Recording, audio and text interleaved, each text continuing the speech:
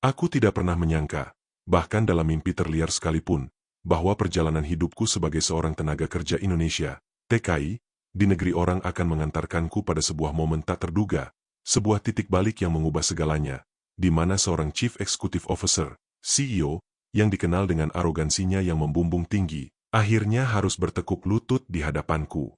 Peristiwa itu terukir jelas dalam ingatanku, seperti pahatan abadi di dinding waktu.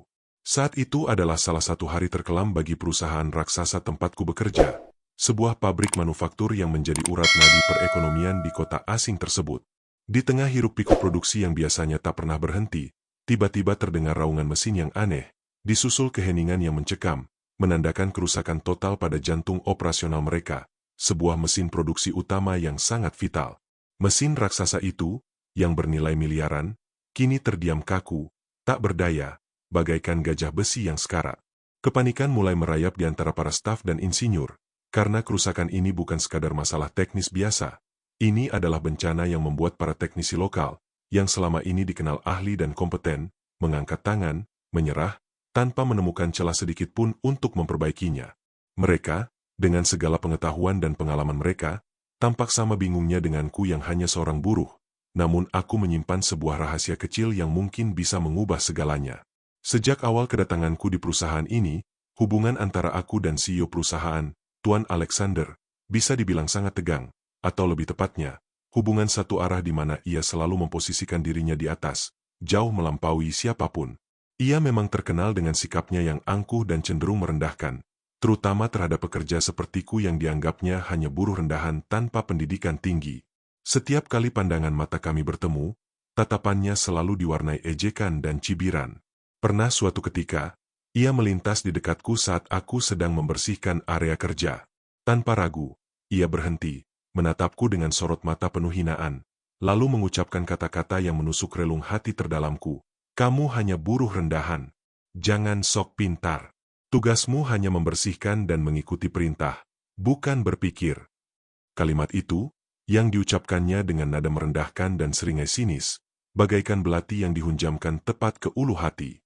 Sakit, perih, dan marah bercampur aduk, namun aku memilih untuk diam, menelan bulat-bulat setiap penghinaan itu.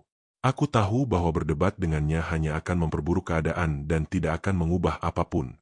Dalam diamku, aku menyimpan sebuah keyakinan yang teguh, sebuah harapan yang membara, bahwa suatu saat nanti, Tuhan akan membuktikan siapa yang benar-benar memiliki nilai, siapa yang memiliki harga diri sejati, dan bahwa status sosial hanyalah tempelan sementara yang tidak mencerminkan esensi sejati dari kemampuan dan martabat seseorang.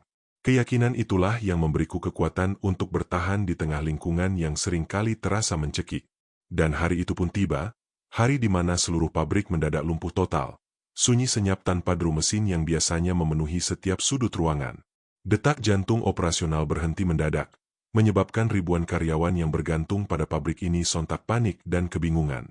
Wajah-wajah mereka memancarkan ketakutan yang mendalam, membayangkan masa depan yang tidak pasti jika mesin vital itu tak kunjung berfungsi kembali. Situasi ini bukan hanya mengancam kelangsungan produksi, tetapi juga nasib ribuan keluarga yang menggantungkan hidupnya pada perusahaan ini. Bayangan kebangkrutan mulai mengawang-awang, sebuah momok menakutkan yang bisa meruntuhkan imperium bisnis ini hanya dalam hitungan jam. Para teknisi asing, yang didatangkan khusus dengan bayaran mahal dan reputasi internasional, telah mencoba segala cara, mengerahkan seluruh keahlian dan peralatan canggih mereka, namun hasilnya nihil. Mesin itu tetap membisu, menolak untuk bekerja sama, seolah memiliki kehendak sendiri untuk menantang kecanggihan teknologi manusia. Kegagalan demi kegagalan terus terjadi, menambah tebal awan keputusasaan yang menyelimuti seluruh area pabrik.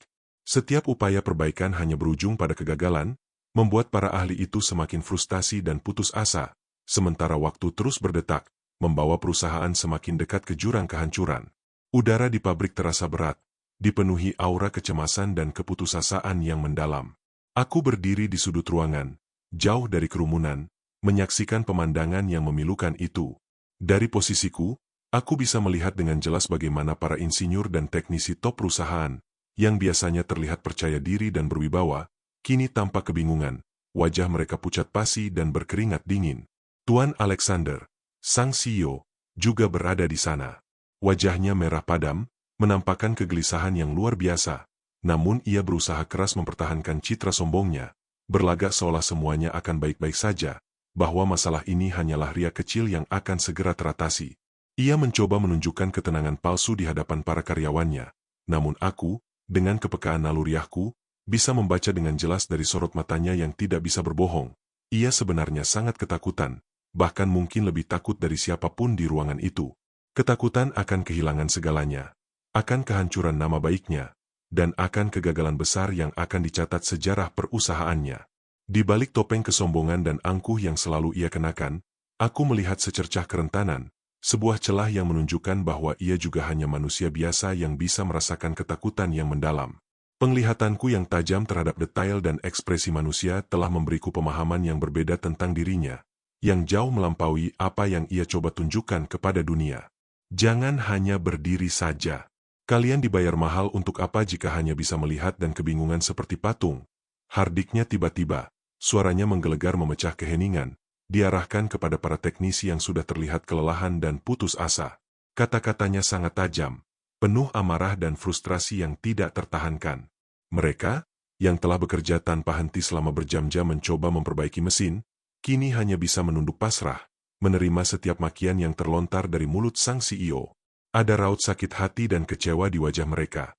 Namun mereka terlalu lelah dan terlalu takut untuk membalas. Aku hanya bisa menarik napas panjang, menahan diri sekuat tenaga agar tidak terpancing emosi, tidak ikut campur dalam kemelut yang sedang terjadi. Rasa geramku memuncak, melihat bagaimana ia memperlakukan orang-orang yang telah berusaha sekuat tenaga, bahkan melebihi batas kemampuan mereka. Hatiku bergejolak hebat. Ada perasaan tidak adil dan amarah yang meluap-luap di dalam diri, menyaksikan kekejaman verbal yang ia tunjukkan. Aku tahu ini salah, cara ia memperlakukan bawahannya sangatlah tidak etis. Namun aku hanya buruh rendahan. Siapa aku berani menentang seorang CEO yang berkuasa? Meskipun statusku hanya seorang TKI yang sering direndahkan, di lubuk hatiku yang paling dalam, aku tahu cara memperbaiki mesin itu. Pengetahuan ini bukan datang begitu saja, melainkan hasil dari pengalaman panjang yang tak ternilai harganya. Jauh sebelum aku memutuskan untuk merantau ke negeri orang ini, meninggalkan tanah air dan segala kenyamanannya, aku pernah bekerja di sebuah bengkel besar yang khusus menangani perbaikan berbagai jenis mesin, mulai dari yang sederhana hingga yang kompleks. Di sana, aku menghabiskan bertahun-tahun, belajar seluk-beluk mesin, memahami setiap komponennya, dan menguasai berbagai trik perbaikan yang tidak diajarkan di bangku sekolah. Meski mesin industri di pabrik ini jauh lebih besar, lebih rumit, dan memiliki teknologi yang lebih canggih dibandingkan mesin-mesin yang biasa kutangani di bengkel, prinsip dasar kerjanya tetap sama. Aku tahu persis titik lemahnya, tahu bagian mana yang paling sering bermasalah, dan tahu bagaimana mendiagnosis kerusakan hanya dengan mendengarkan suara atau merasakan getaran yang aneh. Namun, keraguan besar menghantuiku. Apa mungkin seorang TKI rendahan sepertiku, yang selalu dianggap remeh, akan dipercaya untuk menangani masalah sebesar ini, yang bahkan para ahli pun sudah angkat tangan?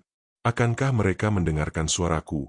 Ataukah aku akan kembali dicibir dan diusir begitu saja? Pertanyaan-pertanyaan ini berputar-putar di kepalaku, menciptakan dilema yang menyiksa. Keadaan semakin kacau balau, seperti benang kusut yang tak lagi bisa diurai. Setiap menit yang terbuang berarti kerugian miliaran bagi perusahaan. Sebuah angka fantastis yang terus membengkak dan mengancam untuk menenggelamkan mereka ke dasar jurang. Kepanikan mencapai puncaknya. Aku tidak bisa lagi berdiam diri melihat situasi ini. Dorongan kuat, campuran antara rasa tanggung jawab dan keinginan untuk membuktikan diri, mendorongku untuk bertindak. Dengan jantung berdebar kencang dan napas tertahan, aku memberanikan diri melangkah maju, perlahan tapi pasti, menembus kerumunan orang-orang yang putus asa. Suasana riuh tadi mendadak hening, semua mata tertuju padaku, seolah aku adalah anomali yang baru muncul dari kehampaan. "Tuan, izinkan saya coba," kataku pelan. Suaraku sedikit bergetar, namun penuh keyakinan yang tak tergoyahkan. Baru saja kalimat itu keluar dari mulutku, terdengar gelak tawa yang sangat nyaring dan mengejek dari Tuan Alexander. Tawa itu seolah meremehkan, memotong udara, dan membuatku merasa sangat kecil di hadapan mereka semua. Ia menatapku dengan tatapan jijik dan merendahkan, seolah aku baru saja mengucapkan lelucon terburuk yang pernah ia dengar. Kamu yang hanya seorang buruh migran rendahan, berani-beraninya bicara di sini di hadapan para ahli? Jangan buang waktuku dengan lelucon bodohmu itu," Suaranya menggelegar, bagai cambuk yang menghantam telak harga diriku, menghina habis-habisan di depan banyak orang. Setiap kata yang ia ucapkan terasa seperti tamparan keras di wajah, menyakitkan dan memalukan. Gelak tawa dari beberapa staf yang setia kepadanya mengikuti, memperparah rasa maluku. Para staf lain yang menyaksikan adegan itu hanya bisa terdiam, menunduk, tak ada yang berani membela atau sekadar menatapku dengan simpati. Mereka terlalu takut untuk menentang sang CEO yang dikenal kejam dan tak segan-segan memecat siapapun yang tidak sejalan dengannya. Aku merasa sendiri, dikucilkan, dan dihakimi. Namun, di tengah semua ejekan dan penghinaan itu, ada sesuatu dalam diriku yang menolak untuk menyerah. Sebuah tekad membara mulai menyala. Tekad untuk membuktikan bahwa penilaian mereka tentang diriku, tentang seorang TKI, adalah sebuah kesalahan besar. Aku bukan hanya sekadar buruh. Aku lebih dari itu. Aku punya kemampuan, punya pengetahuan, dan punya keberanian yang mungkin tidak mereka duga. Meskipun hatiku perih mendengar setiap ejekan dan melihat tatapan remeh dari Tuan Alexander, aku tidak menyerah. Aku tahu ini adalah satu-satunya kesempatanku, mungkin yang terakhir, untuk membuktikan diriku. Ketika semua solusi yang ditawarkan oleh para teknisi ahli gagal total, dan keputusasaan semakin mencekik leher perusahaan, aku kembali melangkah maju, kali ini dengan tekad yang lebih bulat. Aku menatap lurus ke mata Tuan Alexander, mencoba menunjukkan keyakinan yang tak tergoyahkan. Kalau saya salah, kalau saya gagal memperbaikinya, Tuan tidak perlu membayar saya sepeser pun. Anggap saja ini usaha sia-sia. Tapi, kalau berhasil, kalau mesin ini bisa menyala kembali karena tangan saya, beri saya kesempatan bicara, 5 menit saja, di depan Tuan dan semua orang ini. Ujarku dengan suara lebih mantap, meskipun ada sedikit getaran yang tak bisa kusembunyikan. Suasana di pabrik mendadak hening total, bahkan desiran angin pun seolah enggan bersuara. Semua mata tertuju padaku, menanti reaksi sang CEO. Tuan Alexander mendengus kesal, raut wajahnya menunjukkan perpaduan antara kemarahan, frustrasi, dan sedikit rasa penasaran yang tak bisa ia tutupi. Ia terdiam sejenak, menimbang-nimbang, lalu dengan gerakan kasar, ia menunjuk ke arah mesin yang membisu. Baik, buktikan omonganmu. Tapi ingat, kalau kamu gagal, anggap saja dirimu sudah habis di perusahaan ini, tidak akan ada tempat lagi bagimu. Ancamnya dengan nada tajam, namun di balik ancaman itu, ada secercah harapan tipis yang mulai muncul di matanya. Tanganku gemetar saat pertama kali menyentuh panel mesin raksasa yang dingin itu. Rasa takut dan tekanan yang luar biasa membanjiri diriku. Ini bukan hanya tentang memperbaiki mesin. Ini adalah pertaruhan harga diri, masa depan, dan martabat seorang TKI di mata dunia. Aku memejamkan mata sejenak, mencoba menenangkan diri, menarik napas dalam-dalam, dan membiarkan ingatanku melayang kembali ke masa lalu. Dalam benakku, aku memutar ulang setiap detail pengalaman yang pernah kudapatkan di bengkel lama. Setiap kali aku membuka mesin, setiap kali aku mengganti suku cadang, setiap kali aku mendengarkan irama suara mesin yang berbeda, membedakan mana yang normal dan mana yang abnormal. Aku membayangkan kembali aroma oli, sensasi dinginnya logam, dan rumitnya jalinan kabel yang membentuk sebuah sistem. Dengan mata terpejam, aku seperti melihat diagram mesin itu dengan sangat jelas di pikiranku, setiap komponen, setiap sirkuit. Setelah merasa cukup tenang dan yakin, aku mulai bekerja. Dengan teliti dan hati-hati, aku membuka panel-panel mesin satu persatu, mengecek setiap kabel, memastikan tidak ada yang putus atau korsleting. Aku memeriksa setiap sekring, dan menemukan salah satu yang terbakar habis. Tanpa ragu, aku menggantinya dengan improvisasi sederhana menggunakan bahan yang ada, mengandalkan pengetahuan dasar tentang kelistrikan dan mekanika yang sudah mendarah daging dalam diriku. Setiap gerakan tanganku penuh perhitungan, tak ada yang sia-sia. Semua orang di sekitarku menahan napas, menyaksikan setiap gerak-geriku dengan penuh ketegangan, seolah waktu berhenti berputar. Waktu terus berjalan, terasa sangat lambat. Hampir 1 jam berlalu, dan keringat bercucuran di wajahku, membasahi kemejaku hingga lengket. Aku tidak peduli dengan rasa lelah atau haus yang mendera. Fokusku sepenuhnya tertuju pada mesin di hadapanku, menyatukan diriku dengan setiap baut, setiap kawat, setiap lempengan besi. Tuan Alexander berdiri tidak jauh dariku, dengan tangan terlipat di dada, menatapku penuh sinis, seolah menantikan kegagalanku. Tatapan itu seolah mengatakan, lihat saja, kau pasti gagal, dan aku akan tertawa di atas keputusasaanmu. Namun, aku tak peduli sedikit pun dengan tatapan meremehkan atau cibiran dalam diamnya. Aku telah melewati banyak hal dalam hidup, dan tatapan seperti itu tak lagi mampu mengintimidasiku.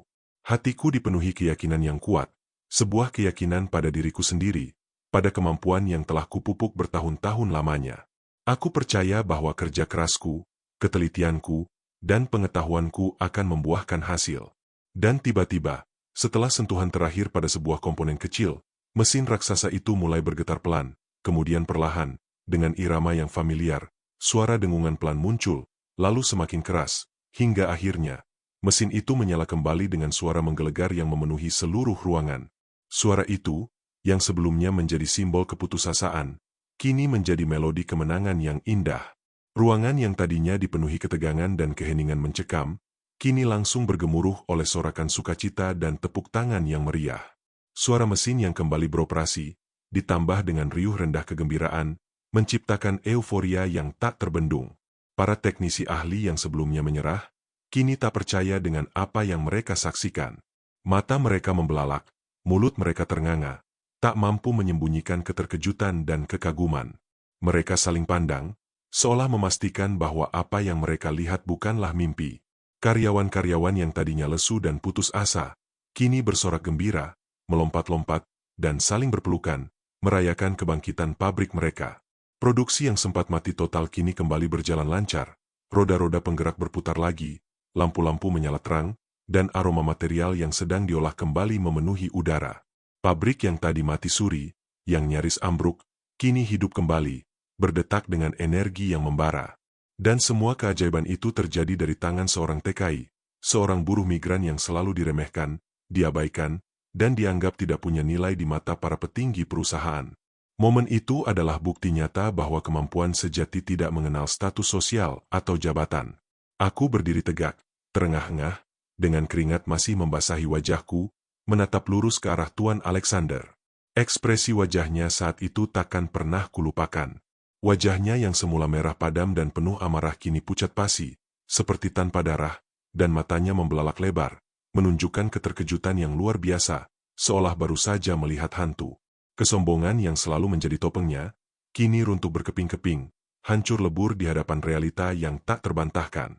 Ia tampak kehilangan kata-kata, lidahnya keluh, tidak bisa lagi menyembunyikan kekagetan dan mungkin rasa malu yang mendalam. Langkahnya yang biasanya tegap dan penuh percaya diri, kini melambat, ragu-ragu, seolah kakinya menjadi sangat berat untuk digerakkan.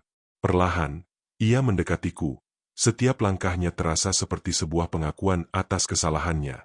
Dan kemudian, sebuah pemandangan yang tak terduga, yang mengejutkan semua orang di ruangan itu, terjadi. Di hadapan ratusan pasang mata yang menyaksikan, di tengah gemuruh mesin dan sorak-sorai karyawan, Tuan Alexander, sang CEO arogan itu, perlahan-lahan berlutut di hadapanku. Momen itu sungguh tak terlukiskan, sebuah adegan yang melampaui segala ekspektasi. Aku terdiam, terpaku di tempat, tidak percaya dengan apa yang baru saja kulihat. Hatiku berdesir hebat, campuran antara kelegaan, kepuasan, dan sedikit rasa takjub. Orang yang selama ini selalu merendahkanku, menghinaku, dan memandangku sebelah mata, kini tunduk dengan penuh penyesalan, berlutut di kakiku. Maafkan aku salah menilaimu, ucapnya dengan suara bergetar, nyaris tak terdengar, menunjukkan betapa tulusnya penyesalan yang ia rasakan. Matanya berkaca-kaca, memancarkan rasa bersalah yang mendalam. Semua orang yang hadir di pabrik itu menjadi saksi bisu atas peristiwa luar biasa ini. Mereka menyaksikan bagaimana sang CEO yang selalu menyombongkan diri, yang tak pernah mau mengakui kesalahan, kini terpaksa menelan ludahnya sendiri dan merendahkan diri di hadapan seorang TKI. Saat itulah aku benar-benar sadar, harga diri sejati, kehormatan, dan nilai seorang manusia tidak ditentukan oleh jabatan tinggi yang disandang, kekayaan melimpah yang dimiliki, atau latar belakang pendidikan yang gemerlap, melainkan oleh kemampuan sejati yang dimiliki, keberanian untuk bertindak di saat genting, dan ketulusan hati yang terpancar dari setiap tindakan. Kesombongan adalah tirai yang menutupi kebenaran, dan hari ini tirai itu telah tersingkap. Aku menatapnya yang masih berlutut, mencoba mencari kata-kata yang tepat untuk mengungkapkan perasaanku. Tidak ada dendam, tidak ada keinginan untuk membalas perbuatannya, hanya sebuah kelegaan yang mendalam. Aku bukan siapa-siapa, Tuan, jawabku lirih, suaraku dipenuhi ketulusan. Aku hanya ingin dihargai sebagai manusia. Dihargai atas kemampuan dan usaha, bukan hanya dipandang dari status atau jabatan. Kata-kataku sederhana, namun mengandung makna yang sangat dalam, sebuah pesan universal tentang kemanusiaan dan kesetaraan. Tuan Alexander mengangkat kepalanya, menatapku dengan mata yang masih berkaca-kaca, lalu mengangguk pelan, seolah memahami sepenuhnya setiap kalimat yang kuucapkan. Di matanya, tidak ada lagi jejak kesombongan atau ejekan, hanya ada rasa hormat yang tulus dan penyesalan yang mendalam. Momen itu bukan hanya tentang perbaikan mesin, tetapi tentang perbaikan jiwa, tentang pelajaran berharga yang ia dapatkan tentang arti sesungguhnya dari nilai seorang individu. Ia belajar bahwa kebijaksanaan dan kemampuan bisa datang dari mana saja, bahkan dari tempat yang paling tidak terduga sekalipun, dan bahwa meremehkan seseorang berdasarkan status sosial adalah sebuah kekeliruan fatal yang bisa merugikan diri sendiri. Sejak hari itu, segalanya berubah drastis. Pandangan setiap orang di perusahaan terhadapku berubah 180 derajat. Aku bukan lagi sekadar buruh rendahan yang hanya bisa disuruh-suruh atau dicibir. Aku adalah orang yang berhasil menyelamatkan pabrik dari ambang kehancuran, pahlawan tanpa tanda jasa yang muncul di saat semua harapan sirna. Aku adalah orang yang membuat sang CEO sombong akhirnya bertekuk lutut, mengakui kesalahannya dan merendahkan diri. Kejadian itu menjadi legenda di antara para karyawan, sebuah kisah inspiratif yang terus diceritakan dari mulut ke mulut. Aku tidak lagi dipandang sebelah mata, melainkan dengan rasa hormat dan penghargaan yang tulus. Tuan Alexander, setelah kejadian itu, juga berubah menjadi pribadi yang lebih rendah hati dan bijaksana. Ia sering memintaku untuk memberikan masukan teknis dan bahkan memberiku posisi yang lebih strategis di departemen teknis. Hubungan kami pun berangsur membaik, kini didasari oleh rasa saling percaya dan hormat. Dan itulah momen paling berharga yang tak akan pernah kulupakan seumur hidup, sebuah bukti bahwa ketulusan, keberanian, dan kemampuan sejati akan selalu menemukan jalannya untuk bersinar, melampaui segala batas dan prasangka. Momen itu mengajarkanku banyak hal tentang kehidupan, tentang dinamika kekuasaan dan kerentanan manusia. Setelah kejadian itu, aku tidak hanya mendapatkan pengakuan, tetapi juga sebuah pemahaman yang lebih dalam tentang diri sendiri dan tujuan hidupku. Kejadian di pabrik itu bukan hanya sekadar insiden teknis, melainkan sebuah metafora kuat tentang perjuangan dan kemenangan nilai-nilai kemanusiaan atas kesombongan. Aku teringat bagaimana setiap sentuhan pada mesin itu adalah refleksi dari pengalaman masa lalu, bagaimana setiap kegagalan yang pernah kualami di bengkel dulu kini menjadi bekal berharga yang mengantarkanku pada keberhasilan ini.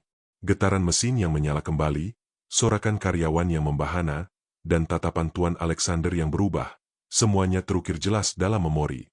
Ini adalah babak baru dalam hidupku, sebuah cerita tentang bagaimana seorang TKI bisa mengubah pandangan dunia, satu persatu, dengan keberanian dan keahlian yang tulus. Pelajaran tentang kerendahan hati, empati, dan pentingnya menghargai setiap individu, tanpa memandang latar belakang, adalah warisan terbesar dari peristiwa itu. Perjalanan hidupku sebagai TKI tidaklah mudah. Ada banyak pengorbanan, kerinduan akan keluarga, dan tantangan yang harus kuhadapi setiap hari. Namun, setiap tetes keringat yang jatuh, setiap cibiran yang kutelan, dan setiap kesulitan yang berhasil kulewati, semuanya membentuk diriku menjadi pribadi yang lebih kuat dan tangguh. Pengalaman di negeri orang ini telah mengajariku arti sebenarnya dari ketahanan dan bagaimana bertahan dalam kondisi paling sulit sekalipun. Aku belajar untuk tidak pernah menyerah pada impian, tidak peduli seberapa kecilnya, dan untuk selalu percaya pada kemampuan diri sendiri, bahkan ketika orang lain meragukannya. Peristiwa di pabrik itu adalah puncak dari semua pelajaran hidup tersebut. Itu adalah validasi bahwa setiap perjuangan memiliki maknanya sendiri, dan setiap usaha keras pada akhirnya akan membuahkan hasil. Kini, aku tidak hanya bekerja untuk diriku sendiri, tetapi juga untuk membuktikan bahwa TKI bukan hanya sekadar buruh, melainkan individu dengan potensi luar biasa yang bisa memberikan kontribusi besar dimanapun mereka berada. Setelah kejadian itu, Tuan Alexander memang menawariku promosi jabatan yang signifikan, lengkap dengan gaji yang jauh lebih besar dan fasilitas yang lebih baik. Namun, yang terpenting bagiku bukanlah materi semata, melainkan pengakuan dan rasa hormat yang kini kudapatkan dari semua pihak. Aku menerima tawaran itu, bukan karena haus akan kekuasaan atau harta, tetapi karena ini adalah kesempatan untuk bisa lebih berkontribusi, untuk menggunakan keahlianku secara maksimal demi kemajuan perusahaan yang kini sudah menjadi bagian dari cerita hidupku. Aku menyadari bahwa dengan posisi baru ini, aku memiliki tanggung jawab yang lebih besar untuk menjadi contoh bagi TKI lain, untuk menunjukkan bahwa dengan dedikasi dan kerja keras, batasan sosial bisa ditembus.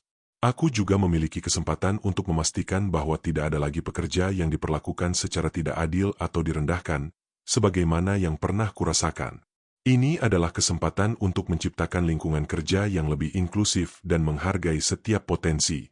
Perubahan dalam diriku juga terlihat jelas. Aku menjadi lebih percaya diri, namun tetap rendah hati. Aku tahu bahwa keberhasilan ini bukan hanya karena keahlianku semata, tetapi juga karena kekuatan doa dan dukungan tak terlihat dari keluargaku di tanah air. Setiap kali aku merasa lelah atau ragu, bayangan senyum mereka memberiku kekuatan untuk terus melangkah. Aku juga berusaha untuk membagikan pengetahuanku kepada rekan-rekan kerja, terutama para teknisi muda, agar mereka bisa belajar dari pengalamanku dan mengembangkan diri. Tidak ada lagi rasa gengsi atau takut bersaing, yang ada hanyalah semangat kolaborasi dan keinginan untuk menciptakan tim yang solid dan kompeten. Pabrik yang dulu terasa dingin dan penuh hierarki, kini mulai terasa seperti keluarga besar, tempat di mana setiap orang merasa dihargai dan memiliki suara. Ini adalah transformasi yang luar biasa, tidak hanya bagi diriku, tetapi juga bagi seluruh budaya kerja di perusahaan. Meskipun aku kini berada di posisi yang lebih tinggi, aku tidak pernah lupa dari mana aku berasal. Aku tetap mempertahankan etos kerja keras dan kesederhanaan yang telah kutanamkan sejak dulu. Setiap pagi, saat aku melangkah memasuki gerbang pabrik, aku teringat akan masa-masa sulitku sebagai buruh rendahan, dan itu menjadi pengingat konstan untuk selalu bersyukur dan tidak pernah sombong. Aku seringkali menyempatkan diri untuk berinteraksi dengan para pekerja di lini produksi, mendengarkan keluh kesah mereka, dan memberikan semangat. Aku ingin mereka tahu bahwa setiap pekerjaan, sekecil apapun, memiliki nilai dan kontribusi penting. Kisahku, yang dimulai dari seorang TKI yang diremehkan hingga menjadi penyelamat pabrik, kini menjadi inspirasi bagi banyak orang, baik di dalam maupun di luar perusahaan. Aku berharap ceritaku bisa menjadi bukti bahwa batasan hanyalah ilusi yang diciptakan oleh pikiran, dan bahwa dengan tekad yang kuat, siapapun bisa mencapai hal-hal luar biasa. Dan kini, setiap kali aku melihat mesin raksasa itu beroperasi dengan lancar, aku merasakan kebanggaan yang tak terlukiskan. Itu bukan hanya sekadar mesin, itu adalah monumen bisu dari sebuah momen penting dalam hidupku, pengingat abadi akan kekuatan ketabahan dan harga diri. Setiap deru mesin adalah simfoni kemenangan. Setiap putaran roda adalah detak jantung harapan yang baru. Aku seringkali menghabiskan waktu sejenak di dekatnya, merenungkan perjalanan yang telah kulalui, dari seorang yang tak dianggap menjadi seorang yang dihargai. Momen ketika Tuan Alexander berlutut di hadapanku bukan hanya kemenangan pribadi, melainkan kemenangan bagi semua TKI, bagi semua orang yang pernah diremehkan. Itu adalah pesan bahwa martabat manusia tidak dapat direnggut oleh status atau jabatan. Aku telah membuktikan bahwa keahlian dan keberanian bisa mengalahkan kesombongan, dan bahwa setiap individu memiliki potensi untuk menciptakan perubahan yang luar biasa di dunia ini. Kisah ini, dengan segala dramanya, hanyalah seuntai cerita fiktif yang terinspirasi dari semangat dan perjuangan. Apabila terdapat kesamaan nama, tempat, atau kejadian dengan realitas yang ada, hal tersebut semata-mata merupakan kebetulan belaka dan tidak dimaksudkan untuk menyinggung pihak manapun. Semua karakter dan peristiwa yang digambarkan dalam narasi ini adalah produk imajinasi penulis, bertujuan untuk menghibur dan menyampaikan pesan moral semata.